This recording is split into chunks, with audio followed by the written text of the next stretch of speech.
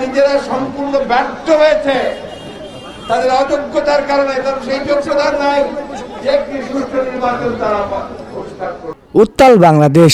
2026-এর নির্বাচনী ফলাফল ঘিরে শুরু হলো এক চরম রাজনৈতিক লড়াই। ব্যালট গণনার মাঝপথেই ফলাফল প্রত্যাখ্যানের ঘোষণা দিল বিএনপি। এইমাত্র নয়াপল্টনে এক জরুরি সংবাদ সম্মেলনে হাজির হয়েছেন বিএনপির মহাসচিব মির্জা ফখরুল ইসলাম আলমগীর। তার চোখে মুখে ছিল প্রচণ্ড ক্ষোভ আর কণ্ঠে ছিল বিস্ফোরক হুঁশিয়ারি। নির্বাচনে পরাজয় নিশ্চিত দেখেই তবে কি রাজপথে নামার সিদ্ধান্ত নিল বিএনপি? কেন এই নির্বাচন বাতিলের দাবি?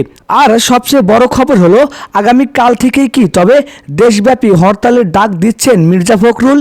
এখন আমরা দেখাবো সেই রুদ্ধশ্বাস পরিস্থিতির প্রতিটি পরত। দর্শক, আজ সন্ধ্যায় নয়াপল্টনের কেন্দ্রীয় কার্যালয়ে তিল ধারণের জায়গা ছিল না। পুলিশ ও বিজিবির কড়া নিরাপত্তার মাঝেই সংবাদ সম্মেলনে মাইক্রোফোনের সামনে দাঁড়ান মির্জা ফখরুল।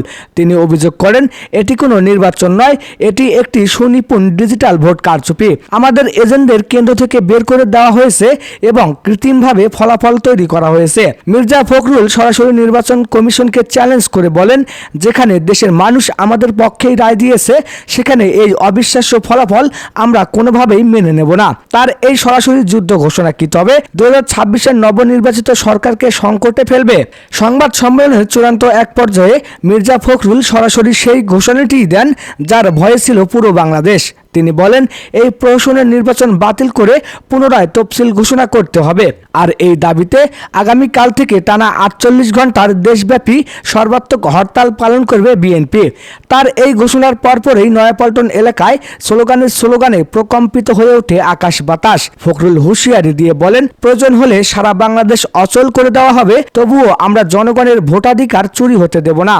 মির্জা ফখরুলের এই হরতালের ডাক কি তবে 2013 ও 2014 সালের মতো সংঘাতের স্মৃতি ফিরিয়ে আনছে?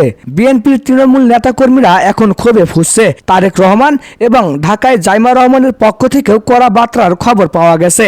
বিএনপির অভিযোগ, অন্তর্বর্তী সরকারের অধীনে একটি স্বচ্ছ ভোট হওয়ার কথা থাকলেও পর্দার আড়ালে এক অশুভ শক্তি জামায়াত ও এনসিপি জোটকে জিতিয়ে দিয়েছে। ফখরুল দাবি করেছেন, আমরা জনগণের দল, আমরা রাজপথ ছাড়ব না।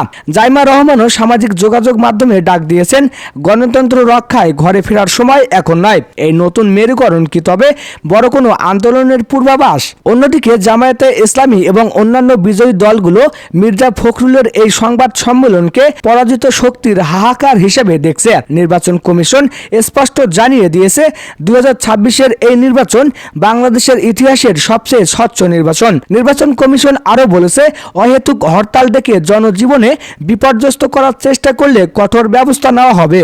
সাধারণ মানুষের মনে এখন একটাই আতঙ্ক, আগামীকাল কি সত্যিই দেশ অচল হয়ে যাবে, নাকি সেনাবাহিনী ও বিজিবি এই পরিস্থিতি কঠোরভাবে নিয়ন্ত্রণ করবে? তো দর্শক, 2026-এর এই রাত বাংলাদেশের রাজনীতির এক অগ্নি পরীক্ষা।